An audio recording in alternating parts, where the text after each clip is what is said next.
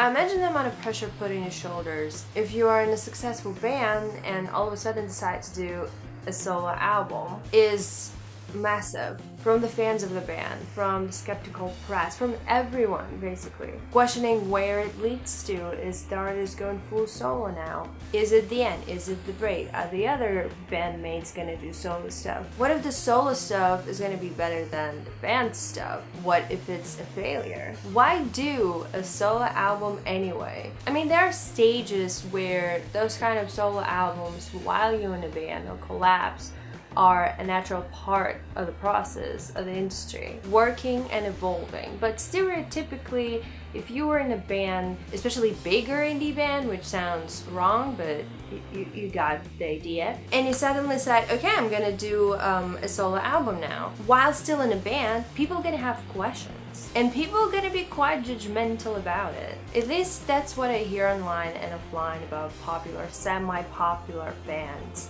and their members' solo stuff. I'll be honest with you, I didn't really have a lot of expectations for this Jesse Rutherford solo stuff. And when I tried to analyze why that happened, I came up with a couple of answers. Firstly, the neighborhood, knowing music of which goes way back to their first singles. I was there from the start. To me, their music has always felt more like a Jesse Rutherford project. Like a Jesse and his live band sort of thing. I do understand that it's not like that in real life.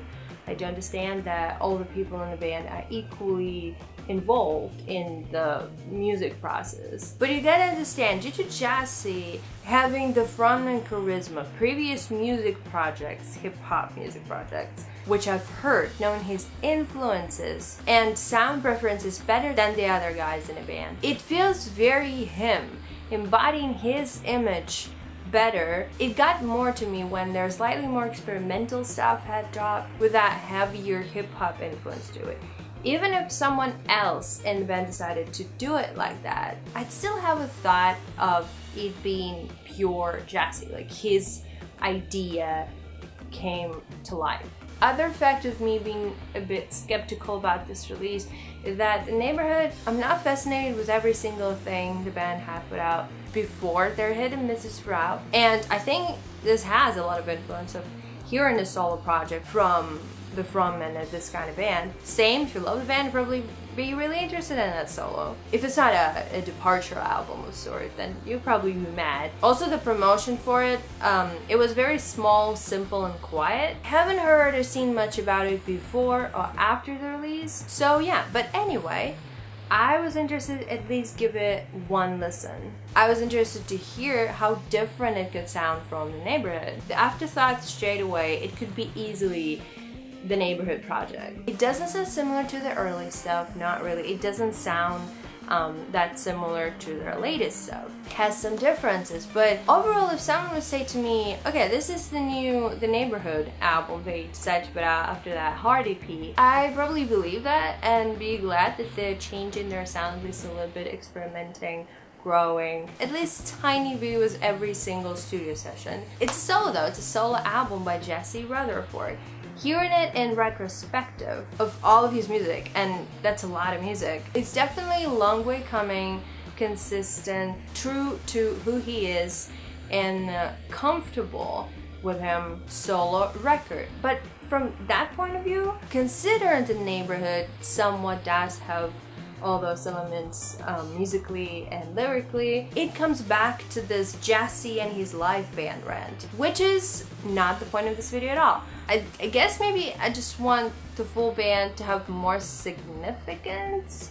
I don't know. The solo album, look, okay, it's a good mix of everything kind of album. Sounds very LA to me. I have those visions of, you know, you and someone you have deep feelings for, you dancing together tenderly and watching the bonfire fade away into the Hollywood sunrise. There are these lo-fi filters, acoustic touches throughout some tracks with Jesse singing over it in this classic clear pop way, like in the opening track, Born to be Blonde, which casually changes to some more familiar beats and slightly different, slightly weird vocal effects. The guitar ending is actually beautiful, and I do really like the instrumental fadeaway, which rarely happens to me. Followed by the pretty illusion track with the same kind of flow, but with a bit of a synth to it, mixed into it. Best part about this one is the unexpected punk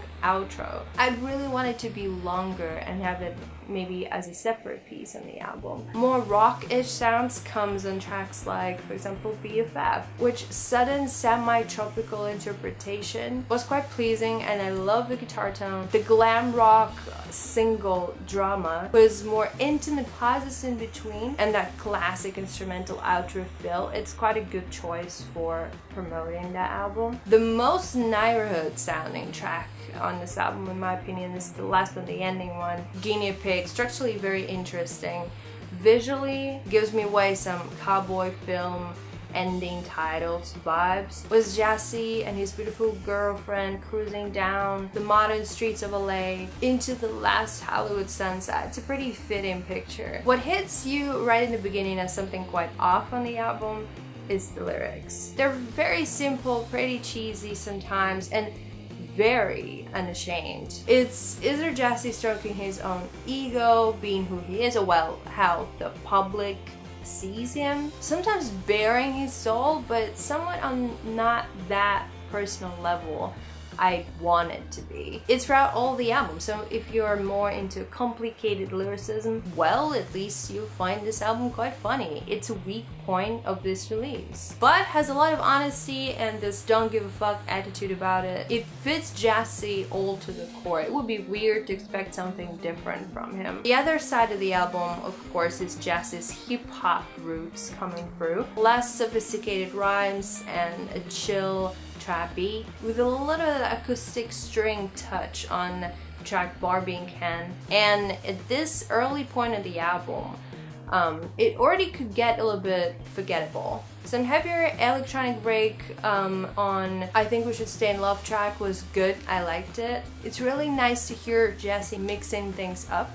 It's just that the quality of it is not always that consistent. I Don't Know is channeling some darker R&B moods with heavier electronic production, though it does not really stuck with you that much still. Blame track gives me big Amine vibes from its positivish sounding instrumental. I like how the sound of the track opposites the content of it. The theme, therefore creating somewhat very ironic tone. I find it one of the more clever tracks in this release. Finally, there are some straight up pop moments like on Bloom Later with pretty hazy fillers and Jassy being all troubadour-esque. It's actually one of the better tracks on the album. Some of it reminded me a bit of Pine Grove. Another track I like a lot is Diamond Dog, a darker electropop piece with heavier synths and colder beat. I find the bridge drop thing quite unnecessary, and that mid-2000 R&B hits inspired autotune, I'm not here for this, it's too much. But everything else about this track is actually very pretty. I really like that Jassy collaborated with a bunch of really talented young producers for this release. This solo album of his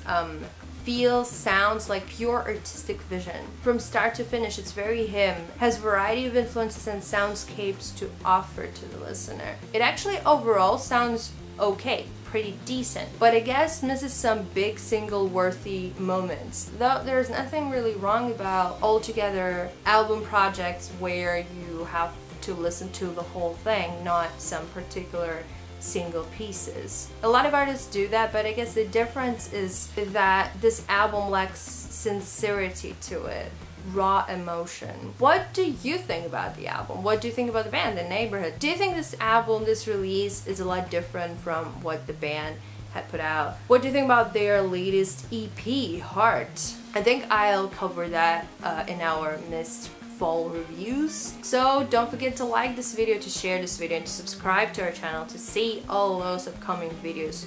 We do have a lot of them. That's it for this video. Thank you so much for watching, and peace out.